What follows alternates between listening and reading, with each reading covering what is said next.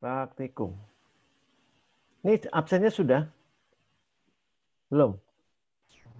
Belum dokter, aktif dokter. Tunggu jam 11 dokter. Yang 11 sekarang masih jam berapa? 2 10.58. menit lagi. Menit lagi dokter. Oh iya.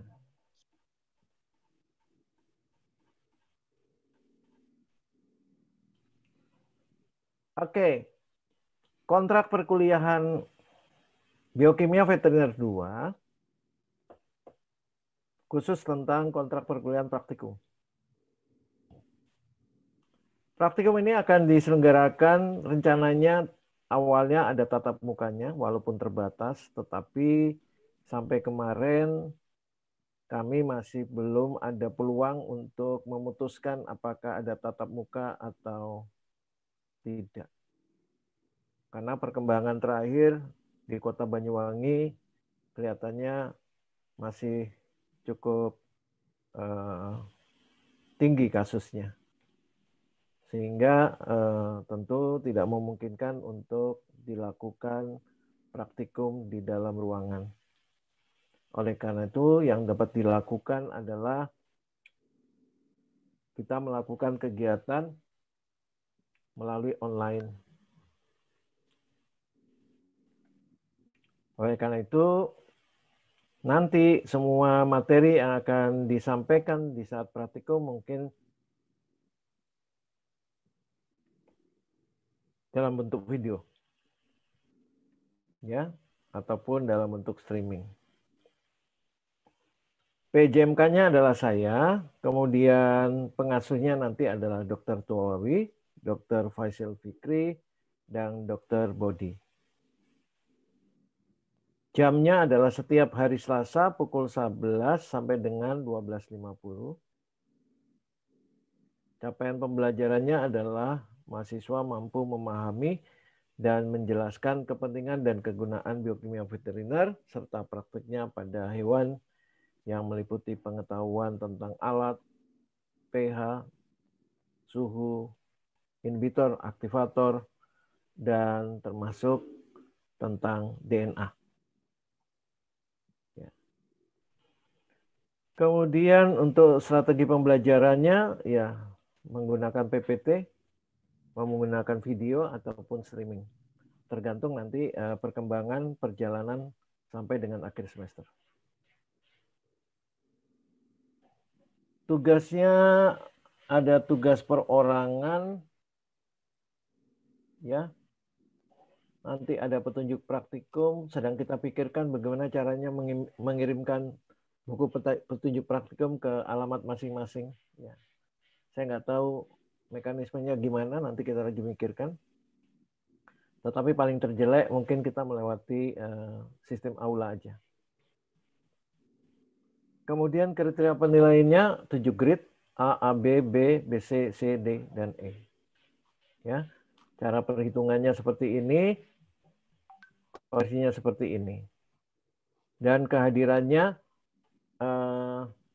seharusnya 100%, tapi kita mungkin dalam hal ini ya nanti kita bisa mengakomodasi bagi teman-teman yang ada gangguan jaringan, tentu kita ingin itu bukan hambatan Anda untuk mengikuti perkuliahan kami. Jadi kalau ada alasan yang tepat bisa disampaikan kepada kami. Ya, oke. Seperti itu.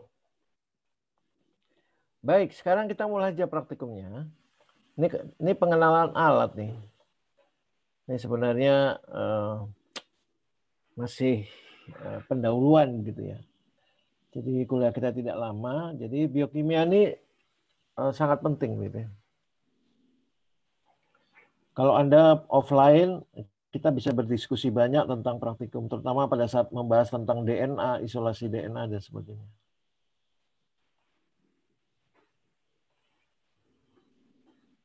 Sudah kelihatan ya? Kelihatan nggak?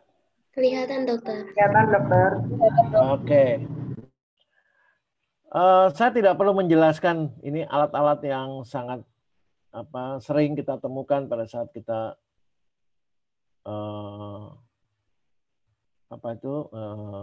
praktikum gitu ya. Ini semua sering kita gunakan.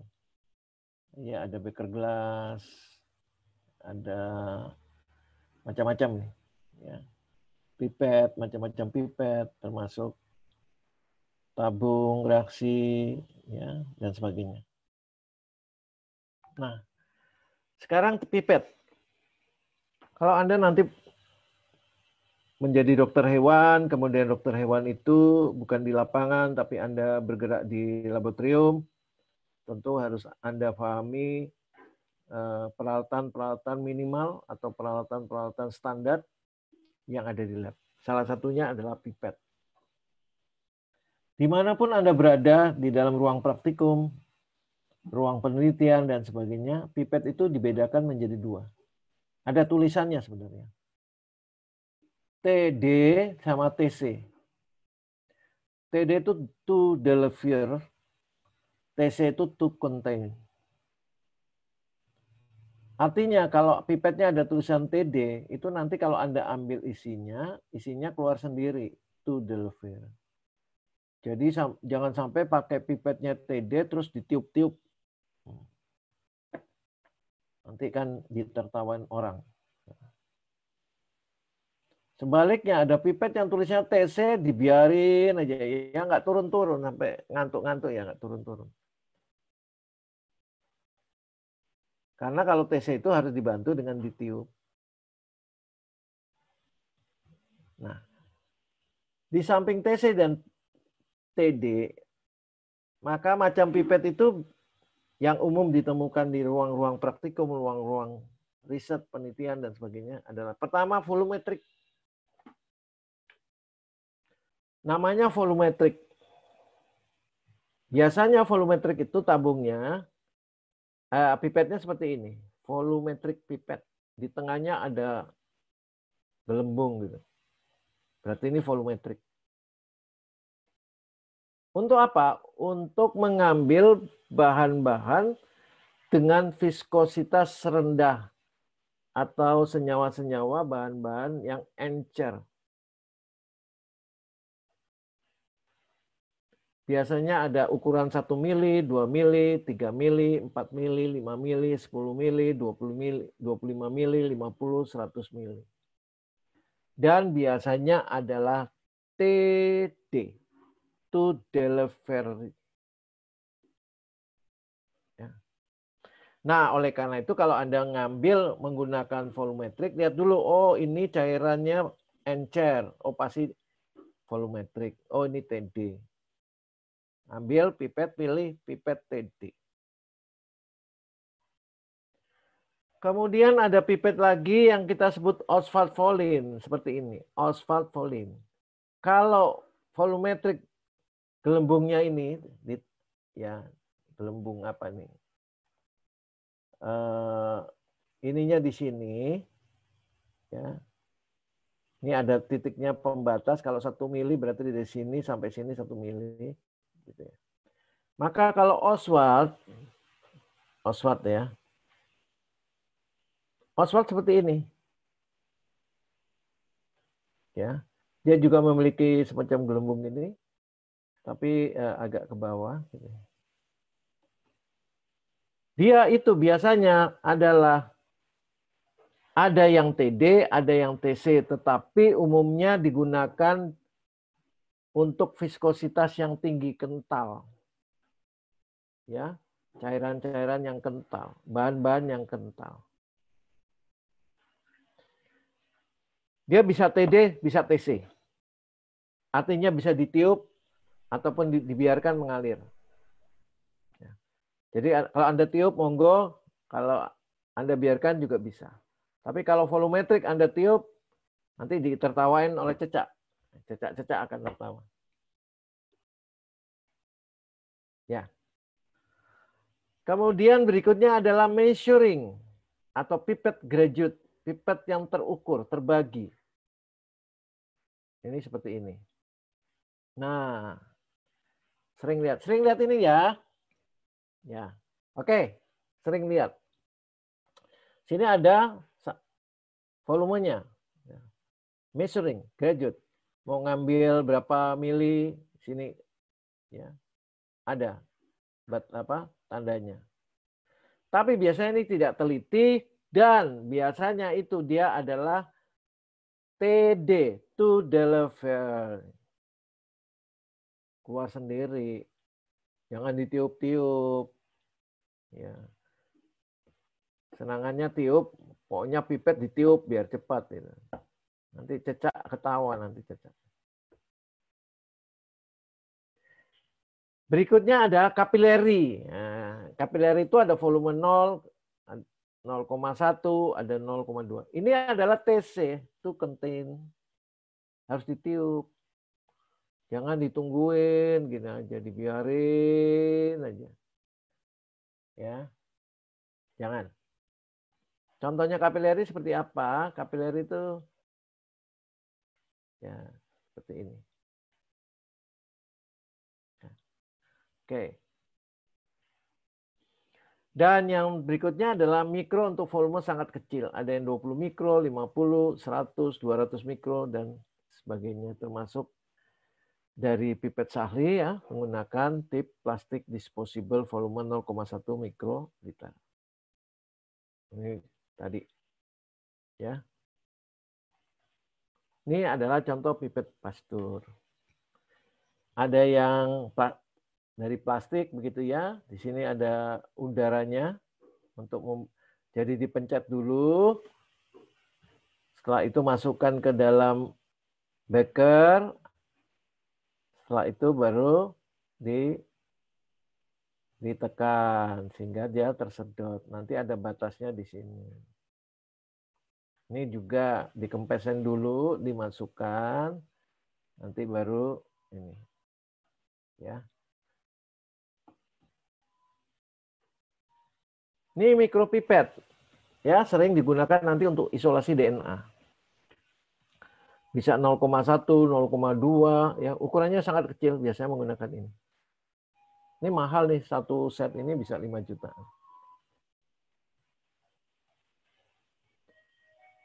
Nah, kalau ada nanti bekerja di dunia riset, ini pipet adjustable automatic sering digunakan karena sangat teliti, tetapi juga mahal harganya. Ya, disebut adjust karena bisa dilakukan adjust. Kita bisa menggunakan berapa volume mikro, ya, volume yang terkecil kita bisa atur di adjust.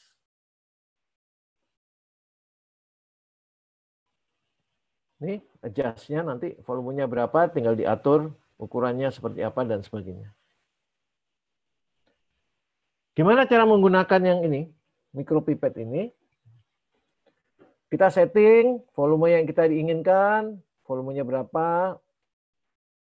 Untuk mengambil volume yang kita inginkan, maka kita sini nanti ada seperti bisa ditekan ya. 1, 2. Kita ambil larutannya, kemudian dilepas. Ya.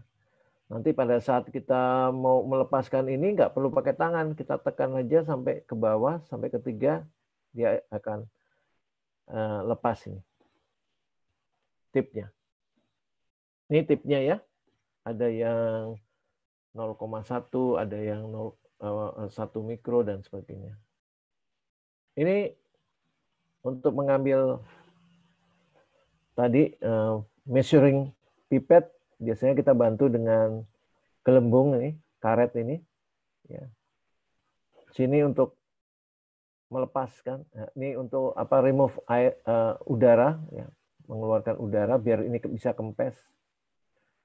Ini untuk mengambil apply suction, kemudian ini untuk melepaskan. Jadi kalau mau nyedot ini, jadi udaranya dikeluarkan dulu, dikempesin dulu, tekan ini, cus, udaranya keluar. Terus masukkan ke dalam beker, ada senyawanya, tekan apply suction, tekan ini. Udah, kemudian nanti kalau mau pindahkan ke tabung reaksi, ini ditekan. Nah, di sini tempat ininya, pipetnya. Nah, seperti ini. Ya. Dikempesin dulu, kemudian dimasukkan ke measuring pipetnya. Ya, seperti ini. Setelah kempes, terus masukkan, tekan yang di tengah tadi, ya, untuk nyedot. Nanti untuk lepaskannya yang di sini. Ya. Nah, seperti ini. Ya. Nah, untuk pada beberapa kasus mungkin kita tidak perlu balon karetnya, tetapi kita cukup dengan cara manual, ya, bisa dengan ditiup dan sebagainya. Ini kalau kita mau mengeluarkan dengan cara manual seperti ini. Ya. Nah, dalam proses mengambil senyawa atau bahan-bahan, hati-hati ada meniskus, ya. Jadi ada paralak, ada gelembung yang kemudian bisa mengganggu volume yang sesuai dengan yang kita inginkan. Jadi harus lurus dengan pandangan mata kita karena ada aspek meniskus di sini. Nah, ini caranya. Jadi kalau mau mengambil itu jangan, posisinya harus lurus sama dengan mata kita. Sehingga aspek meniskus ini bisa kita hindari. Jangan sampai volumenya. Ini kalau pekerjaan yang bersifat kuantitatif, meniskus ini menjadi sangat penting. Tapi karena praktikum kita kualitatif, mungkin tidak begitu nampak pengaruhnya. Tapi kalau kuantitatif, sangat memberikan dampak. Ya, ini juga tiang-tiang penyangga untuk meletakkan pipet-pipet kita. Oke. Ini saya rasa ini ada beberapa hal. Erlenmeyer, kemudian Becker glass, ini saya rasa sudah umum. Kemudian gelas ukur, kemudian ini labu ukur. Ini semua akan digunakan pada saat kita praktikum. Ya. Kemudian sentrifus, ya, hati-hati untuk sentrifus juga prinsipnya harus seimbang gitu ya. Karena kalau tidak seimbang nanti bisa pecah tabung reaksinya. Jadi kalau misalnya jumlahnya tidak penuh, harus kita perhitungkan keseimbangan, kita bisa atur. Ini tabung sentrifus yang biasa kita gunakan untuk kepentingan untuk sentrifus. Ini sentrifus. Ini adalah mikrosentrifus yang terbuat dari bahan polipropilen, ya. Dia tahan terhadap gaya sentrifus, juga tekanan yang tinggi juga bisa ditahan. Jadi kuat, polipropilen ini sangat kuat sekali. Nah, kalau kita nanti mengerjakan DNA, kita harus prinsipnya adalah sentrifugasi. Sentrifus itu gayanya itu pasti nanti padatnya itu akan kumpul di sini. Jadi kalau diputar, ini kan ada telinganya. Ya, ini telinganya. Biasanya kalau diputar, dia lurus sama telinga sih. Jadi kalau telinganya di sini, dia material padat DNA-nya kumpulnya di sini. Ya, karena letaknya pupingnya itu kan ke sebelah sini. Ini adalah timbangan analitik, saya rasa sudah sangat familiar untuk timbang dengan cukup teliti. Ya. Ini juga timbangan yang mungkin lebih kasar, gitu ya.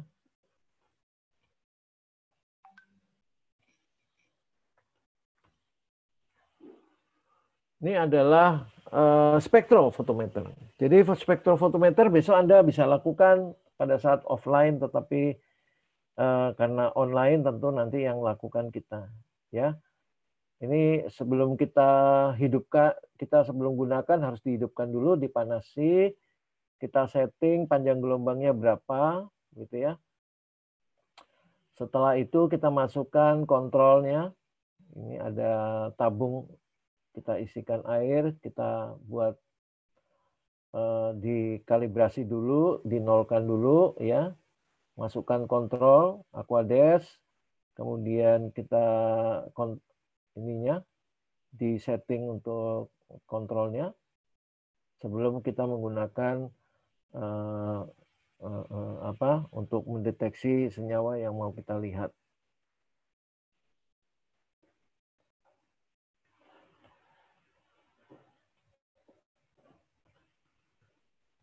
Oke, saya rasa demikian.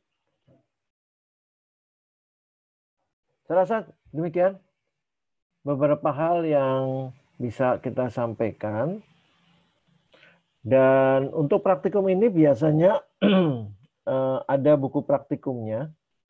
Tadi sudah saya sampaikan praktikum ini nanti kita usahakan secara online. Kemudian buku praktikumnya mungkin lagi kita pikirkan. Mungkin teman-teman di Banyuwangi sudah bisa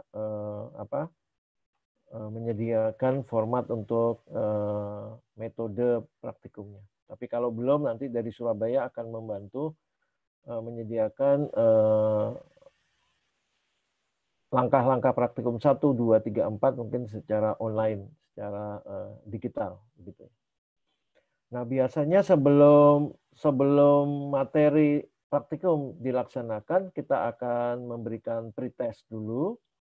Setelah pretest, kemudian praktikum berlangsung. Setelah itu, setelah praktikum berlangsung, nanti ada diskusi tutorial begitu ya, untuk membahas tentang hasil praktikum itu.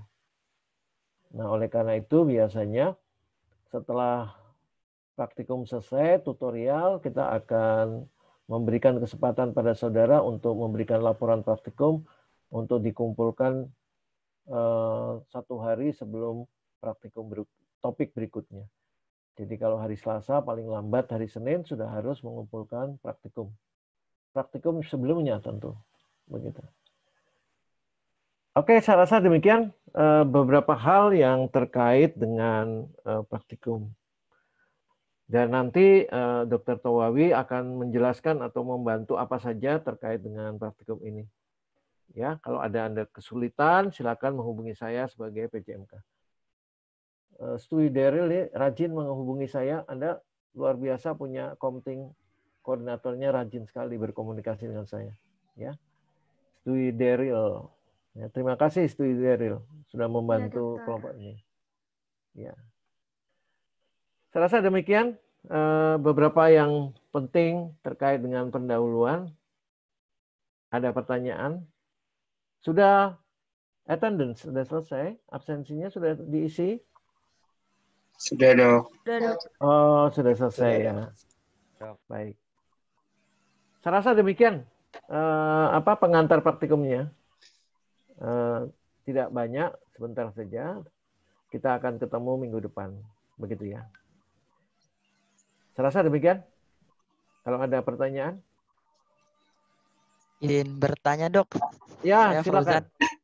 Berarti Ya, minggu depan praktikumnya nggak praktik di rumah kan? Maksudnya kita cuma lihat video doang? Ya, betul. Lihat video. Karena harusnya offline, tapi Anda nggak diperkenankan untuk offline. Masih lockdown. Di Banyuwangi masih lockdown. Nggak apa-apa lah.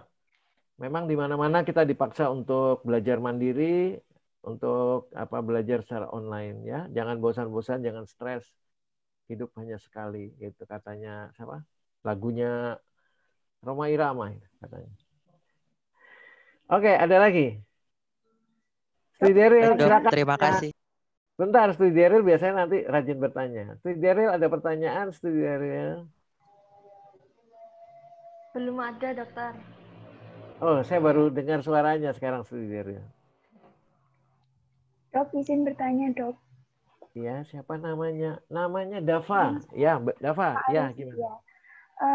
Untuk hari ini apa ada resume ya, Dok? Oh, tidak ada. Untuk praktikum tidak ada resume. Oke, baik, Dok. Terima kasih. Terima kasih. Resume hanya untuk kuliah ya. Oke. Saya gampang aja. Ujian saya gampang, jangan sulit-sulit ya. Pokoknya Anda biokimia 3 SKS untuk teori, 1 SKS untuk praktikum. Soalnya gampang lah. Nanti saya usahakan Anda tetap lulus tapi menguasai materi yang saya berikan. Demikian. Cukup ya? Baik ya? Oke, terima kasih. Saya akhiri, mohon izin untuk mengakhiri praktikum hari ini karena topiknya memang masih sangat sedikit, terbatas. Hanya sekedar perkenalan, kontrak perkuliahan, praktikum, kemudian mengenalkan peralatan lab. Setelah itu, kalau nggak ada pertanyaan, kita akhiri. Baik. Terima kasih, Dokter. Dokter Towawi. Nggih. Mohon izin, Dokter Towawi. Sudah selesai. Nggih. Ya. Mungkin ada sesuatu mohon disampaikan, ada tambahan. Ini Dokter Towawi. Ya, tadi ada pertanyaan untuk teman-teman yang mengulang, Dokter Towawi. Saya sudah konsultasi dengan teman-teman di Surabaya, Dokter Kadek sebagai PJMK. Okay. Untuk mengulang di kontrak kan tidak menyebutkan tentang persentase kehadiran. Nah, kita sepakat aja udah. Iya. Samakan 75% saja gitu. Di Iya, Surabaya 75%. Jadi iya. 75%. Gitu ya? Iya. Dokter Towawi. Kemudian untuk praktikum nggak ada resume kayaknya kita di dalam kontrak. Betul dokter. Iya. Oke. Baik. Untuk Dokter Towawi, mungkin nanti gimana ya untuk teknis yang praktikum daringnya buat video atau tunggu materi dari Surabaya atau gimana ya? Iya, kita nanti berencana membuat video tutorial praktikum pH, suhu dan sebagainya itu dokter. Kemudian nanti kita upload di aula. Nah, tapi sebelumnya minggu depan mahasiswa ada pretest dulu nih praktikumnya. Sebelum minggu depannya lagi akan praktikum daring ya. Ya. Baru tutorial lagi minggu depan. Baik. Ya. Sesuai jadwal minggu depan masih ada itu ya, pretest ya. Dokter iya, Towawi. betul. Oke, baik. Terima kasih Dokter Towawi.